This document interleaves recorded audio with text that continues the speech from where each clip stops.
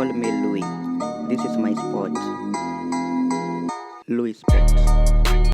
Welcome back. Now, the other day I found a very short excerpt of a video on Facebook, and I was really eager to share with you guys the whole context.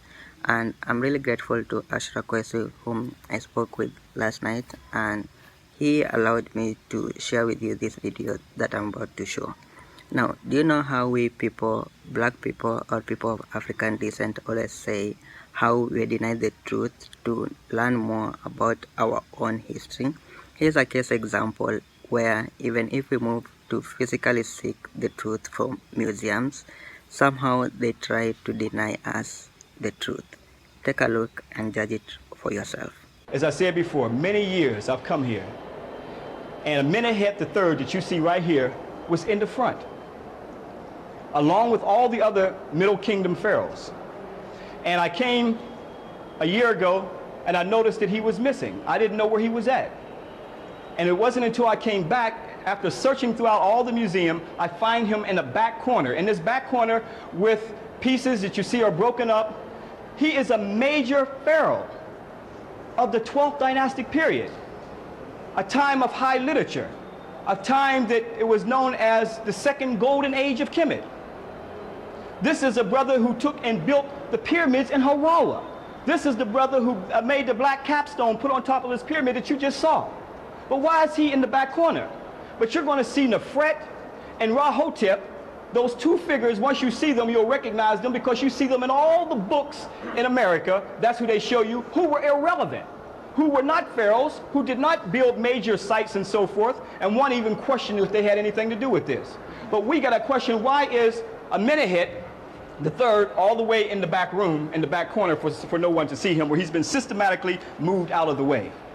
And I'm saying that this brother built his pyramid, like I said, in the area of Harawa. He's known as building the labyrinth, which is a very elaborate structure. Many rooms were in this labyrinth.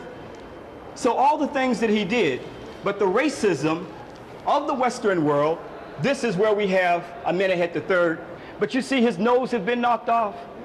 This is what we're saying. Like I said before, there's no one prototype that defines an African facial characteristic. Look among us, we have all types of facial characteristics, nose structure, and even color. This is what made us truly the people who we are, the mothers and fathers of the planet Earth. But systematically, the ones that got wide nose, thick lips, have been systematically trying to erase it from the public's eye. So now we see Amenemhat III is in the back corner with other relics, and we have to come back in the back corner. And when we get around to the other side, I'm going to show you where he once stood at. So we have to understand that there's a serious psychological, intellectual war going on. And it's a serious war that's just as vicious as having our children in the classroom where the psychological war takes place, especially when that educational institution is controlled by someone who does, or other people who doesn't have the best interests of our children nor our people at heart. Come on over here, Joseph. Listen, yeah, we've been doing this. Let Joseph come over here for a minute. Here's Amenemhat III living right here today. Brother Ken Joseph. Look at Ken Joseph here and look at Amenemhat III. Go, hold your head up high, brother. No, look at us. We know. All right, okay. Now you can get your shots in right now. Brother gonna charge you for that shot too. Now you can see the gene is still passing on. Yes. We got to take Joseph down to Harawa one day and see that pyramid as well. The first thing that you'll see on Egypt, many of you have seen Rahotep and Nefret. Rahotep was not a king. Nefret was not a queen. They did not hold the throne in ancient times. But it seems as though they are in all of the books in Egypt. It's the opening of the page. Now keep in mind that African people are many colors. I've traveled throughout the African continent. There are many shades of color of African people. But the point that I want to specifically point out here is the fact that Nefret and Rahotep are the ones who stand out in all the books. So when you get the books, they have selectively gone through here and have, as we know in America, a thing called passing. So they have systematically passed certain colossal pieces and so forth and artifacts. So Rahotep and Nefret are the ones who stand out in all the books. But when I showed you Amenemhat III, who should be standing right here because he was a pharaoh on the throne, who made the world's oldest road, built a pyramid in Harawa. They were not pyramid builders. So I want to point that out to show you that when you pick up a book, even when you go upstairs on your way out and you may pick up a book or just read through it, the first thing you'll see is Rahotep and Nefret. And you will not see some of the other African pharaohs that have been systematically taken out of the Cairo Museum. I remember back in 1985, he's no longer in the Cairo Museum. You see? He was there in 1985, but he's no longer here today. Do we know where he's at? No, I haven't found him yet. But I'm saying how Europeans systematically design Egyptology for people when they open up books to give you the impression that this is a white civilization.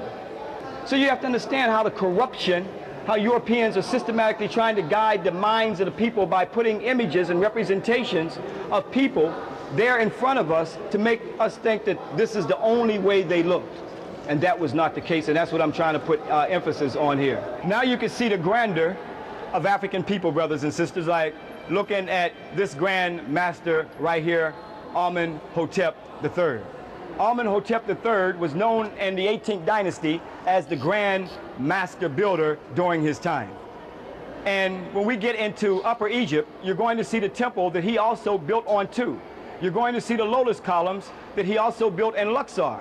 But as you look in the courtyard of Luxor, you'll see some toothpick columns that the Romans built. And when you look at these toothpick columns and you see the columns that Amenemhat III built, you'll see who truly was the grand master builder during his time was Amenemhat III. And I think it's only right that the queens, that my wife should speak on the queens. This is the beautiful Nubian queen known as Queen Tiye. She was the wife of Amenemhat III, like my husband just mentioned. And the woman, the sister, was such a beautiful queen that he took her by his side, put her into roles in the government. So the sister participated in the government in Kemet. And when the brother's health started failing, foreign diplomats corresponded with the queen. And then the queen even became the first Secretary of State in Kemet for her son, Amenemhat IV, or known as Akhenaten, when he chose not to take care of governmental duties. Now, the brother loved the queen so much that he built a lake for her, an ornamental lake, a mile long and a fifth of a mile wide, known as Lake of Tiye, and built a temple for her in Nubia, showing the connection between her homeland, Nubia, and Kemet. So this is the beautiful queen known as Queen Tiye. And if you notice on the top of her headpiece, she's got the double uraeus up there, and that means that she ruled Upper and Lower Egypt. So what do you guys think? If you want to take a look at the full video, the links will be down in the descriptions to the video and their website. So give this video a thumbs up if you liked it, comment if you have anything to say in the section below, and share. Also, make sure to subscribe to this channel if you're new and want more videos like this. Until next time, take care.